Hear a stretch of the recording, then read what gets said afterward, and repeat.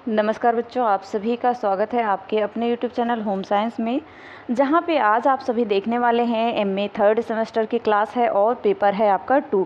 जैसा कि आप सबको पता है, इससे पहले भी कई क्लासें हो चुकी हैं और आज की क्लास बहुत ही विशेष क्लास होने वाली है, क्योंकि जो सामुदायिक विकास आप पढ़ रहे हैं ना, कम्युनिटी डेवलपमेंट, इसमें प्रसार एवं संचार की जो अवधारणाएँ हैं, आज हम प्रसार और संचार के बारे में डिस्कस करेंगे। संचार आज मैंने टॉपिक लिया है, ये बहुत ही इम्पोर्टेंट है, बहुत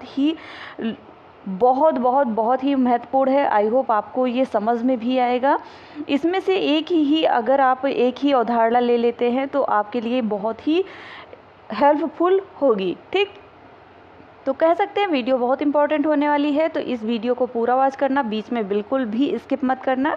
ओके, मैंने सिर्फ एक ही प्रश्न रखा है, वो भी लॉन्ग है, और लॉन्ग है इसलिए आप सब कमेंट करते हो मैम लॉन्ग वीडियो बनाइए। लॉन्ग अगर बनाते हैं, आप सब जितना देखते हो पता चल जाता है कि बच्चे ज़्यादा देर तक देख रहे हैं कि कम समय तक देख रहे हैं, क्योंकि अगर आप पूरा वीडियो वॉच नहीं करते हो सकता है लास्ट में मैंने जो प्रश्न रखा है वो बहुत इम्पोर्टेंट हो और आप देखते नहीं हो और वही प्रश्न आपके पेपर में आए। ऐसा हुआ भी है, ठीक, ऐसा हुआ है कई बार। ओके, तो इसलिए बोलते हैं कि पूरा वीडियो वॉच किया करें। ओके, तो आगे बढ़ते हैं, देखते हैं। इससे पहले आप सभी रोज़ाना की तरह जो पहली बार जुड़े हैं चैनल को सब्सक्राइब करें, वीडियो को शेयर लाइक अवश्य करें।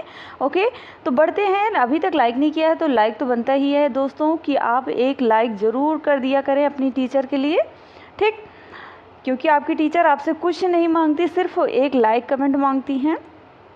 यहाँ पे देख पा रहे हैं आपकी स्क्रीन पर प्रश्न आ चुका है। प्रश्न हमारा कह रहा है कि संचार को परिभाषित करते हुए संचार प्रक्रिया के प्रतिमानों का उल्लेख कीजिए।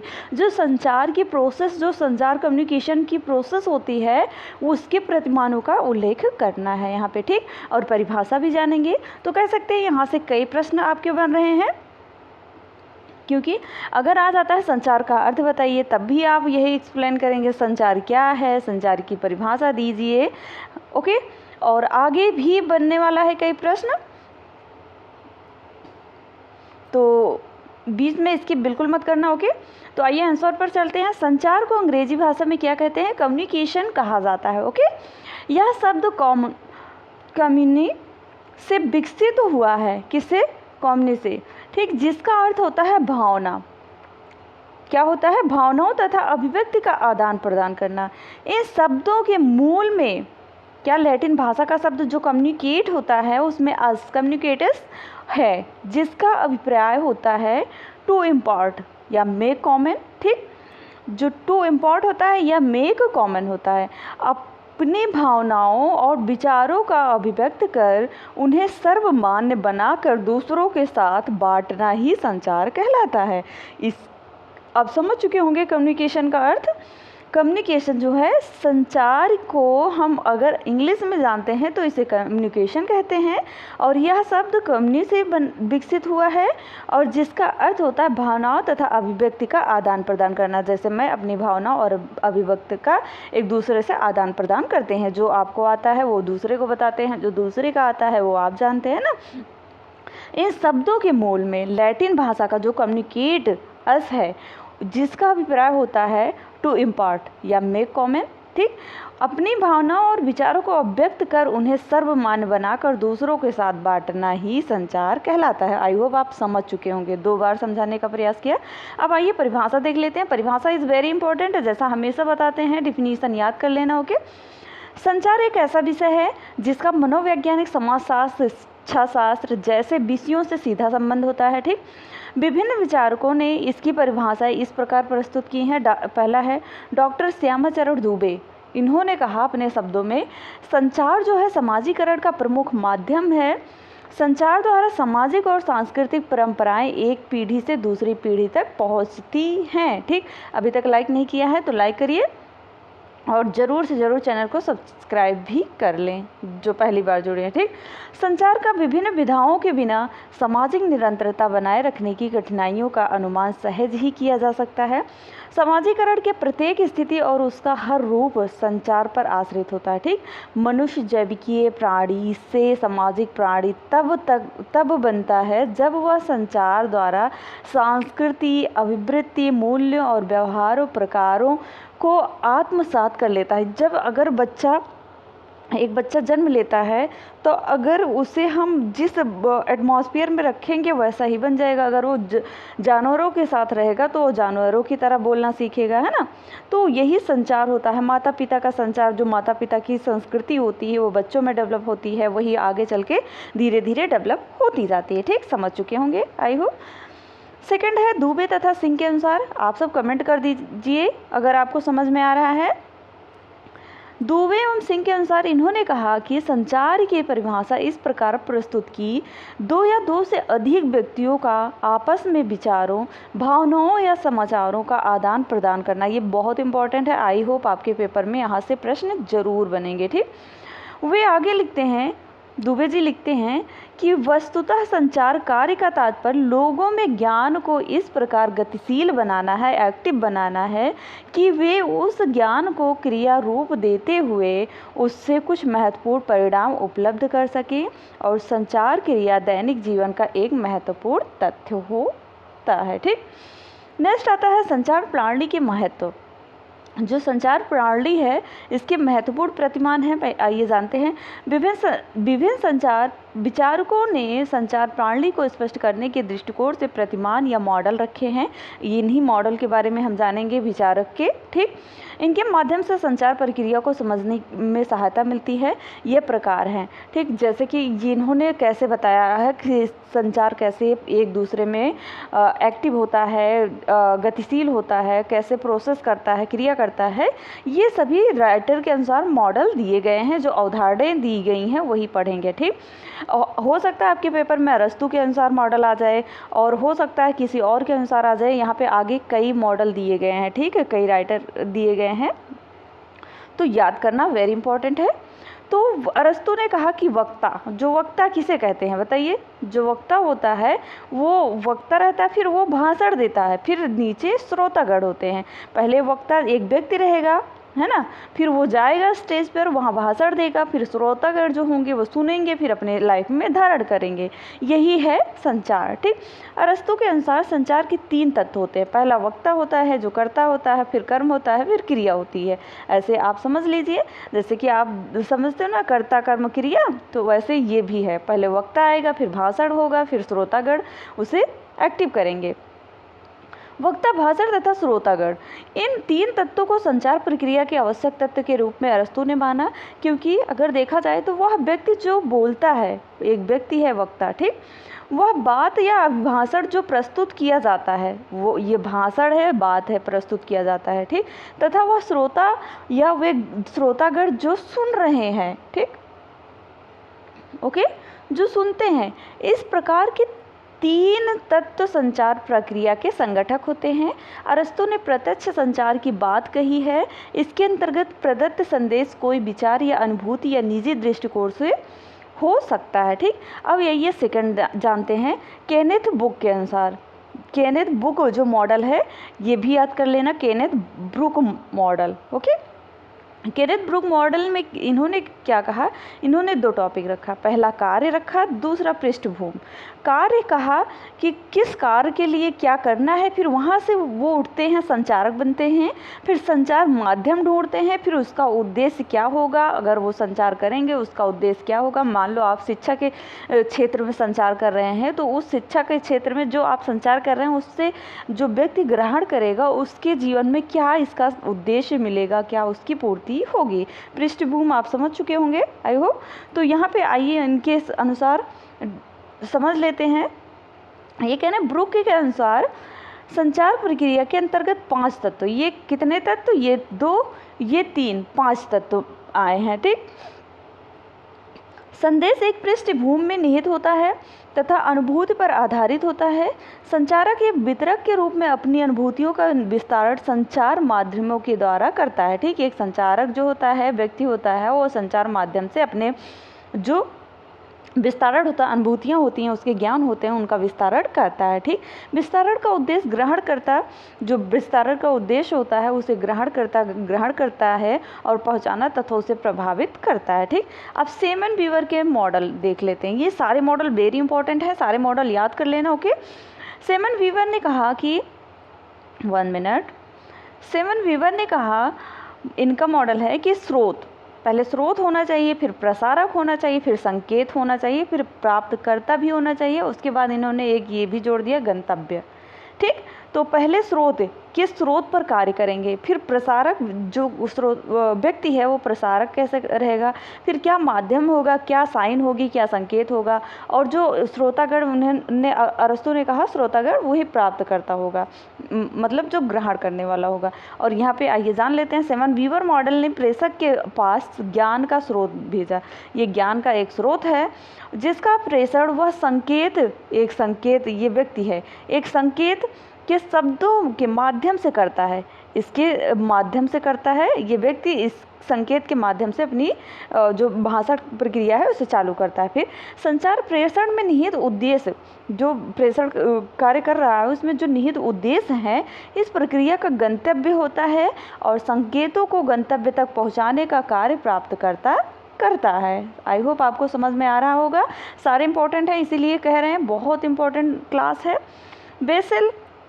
बेसले मैकनी मॉडल के अनुसार, ये वेरी इंपॉर्टेंट है, इन्होंने अपना मॉडल प्रस्तुत किया। प्रेषक, पहले कहा प्रेषक, फिर उसके बाद संकेतकर्ता, फिर माध्यम, फिर संकेत वाचक होना चाहिए, फिर उसके बाद प्राप्तकर्ता होना चाहिए। ठीक, तो सेमन वीवर के बाद सेमन वीवर ने भी यही कहा। अब सेमन वीवर के ही अनुसार इन्होंने कहा कि सेमन वीवर के बाद वेस्ले मैकिन ने भी संचार प्रणाली के 5 तत्व बताए। कितने? 5 तत्व, ये पूरे 5 तत्व हैं, और तत्वों के महत्व पर बल दिया।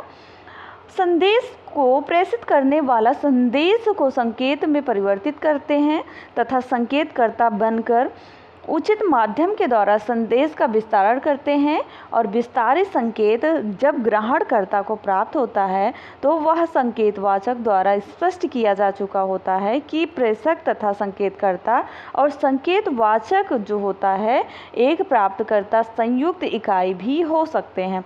टेलीग्राफी में तथा गुप्त संदेशों के भेजने में यह संचार प्रक्रिया विशेष रूप से अपनाई जाती है। अब बार्लो के अनुसार देखते हैं, अभी कई मॉडल हैं, बीच में इसकी बिल्कुल मत करना। बार्लो का मॉडल क्या है? इन्होंने कहा श्रोता, जिसे सॉरी बच्चों, स्रोत, एक स्रोत रखा, फिर उसके बाद संकेतकर्ता, फिर संदेश, फिर माध्यम, फिर उसके बाद संकेतवाचक, फिर उसके बाद लास्ट में आता है प्राप्तकर्ता। ठीक, इनके ये कितने मॉडल हैं? 6 मॉडल हैं। ठीक, बार्लो मॉडल तथा बेसले और मैकिन मॉडल ने तृतीय चरण पर अंतर देखा जा सकता है। इन्होंने संकेतकर्ता और माध्यम के बीच संदेश को, इनके बीच क्या किया? संदेश को जोड़ दिया। किसको जोड़ दिया? संदेश को। एक मिनट, कुछ तो कमेंट में किया करो, है ना। इन्होंने क्या किया? संदेश को जोड़ दिया। ठीक, स्रोत से प्राप्त करके संकेतकर्ता संदेश को उचित माध्यम से, जो स्रोत होता है उसे प्राप्त करके संकेतकर्ता जो होता है संदेश को उचित माध्यम में से संकेतवाचक के पास पहुंचाते हैं। फिर उसके बाद प्राप्तकर्ता, जहां से संदेश प्राप्तकर्ता को प्राप्त होता है। ठीक, दाहमा प्रतिमान, ये वेरी इंपॉर्टेंट है। दाहमा प्रतिमान ये बहुत ही इम्पोर्टेंट है, मैंने ये इसमें भी आ चुका है, नेट जेआरएफ के लिए वेरी इंपॉर्टेंट है दाहमा प्रतिमान। प्रेषक संदेश प्रतिपादन, माध्यम ग्रहण करता, इन्होंने प्रेषक रखा, फिर संदेश रखा, फिर प्रतिपादन किया, फिर माध्यम हुआ, फिर ग्रहण करता। टोटल कितने? 5 हैं। दाहमा ने उपयुक्त आरेखन द्वारा संचार प्रणाली का वर्णन किया। इसे हम मॉडल का नाम दे सकते हैं। ठीक, इन्होंने क्या कहा कि इन्होंने संदेश को प्रतिपादन अर्थात अच्छी तरह समझाकर प्रमाण पूर्वक कहे जाने पर बल दिया। फिर संचार तभी संभव है जब संचारक को इस संदेश चुनकर उसे विशेष से विशेष रूप से अलंकृत करके प्रतिपादित करता है और संचार प्रणाली में संदेश का स्पष्ट होना अत्यंत ही महत्वपूर्ण होता है। सॉरी बच्चों, तभी वह प्रभावकारी हो सकता है। लीगन्स मॉडल, ये भी बहुत इंपॉर्टेंट है बच्चों, ठीक। लीगन्स का मॉडल, इसमें क्या हुआ, संचारक है, फिर संदेश है, फिर माध्यम है, फिर प्रतिमान है, फिर श्रोतागण है, फिर श्रोता प्रक्रिया है। लीगन्स के अनुसार संचारक संदेश को उचित माध्यम द्वारा प्रतिपादित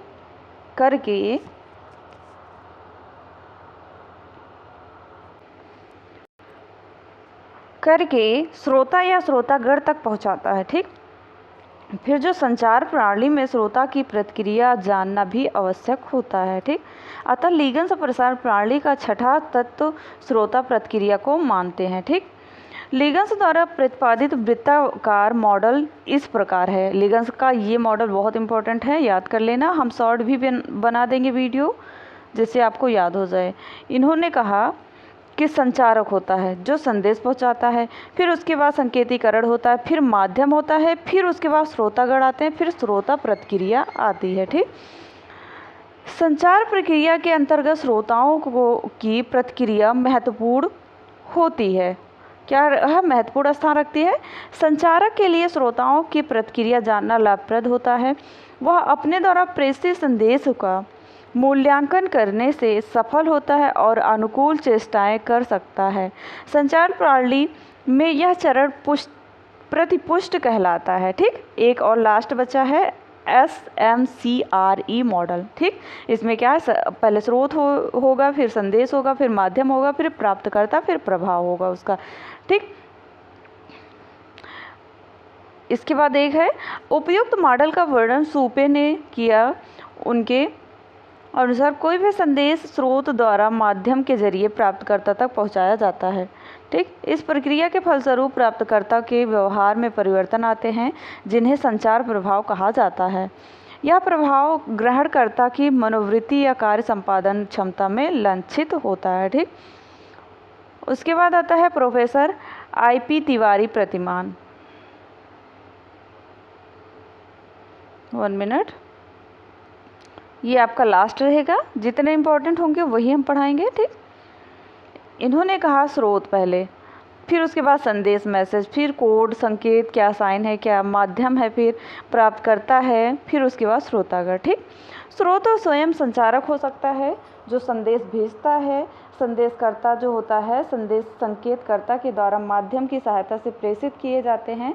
और दूसरी ओर प्राप्तकर्ता होता है जो संकेतवाचक भी करता है, ठीक। प्रोफेसर तिवारी के अनुसार प्रेषक और ग्राहक दोनों ही बिंदुओं पर अनुभव का होना आवश्यक है। संचार तभी सफल होता है माना जाता है जब ग्रहणकर्ता या श्रोता प्रेषक की प्रस्तुति को समझ लेता है। यदि प्रेषित संदेश स्पष्ट नहीं है तो संचार दोषपूर्ण होगा।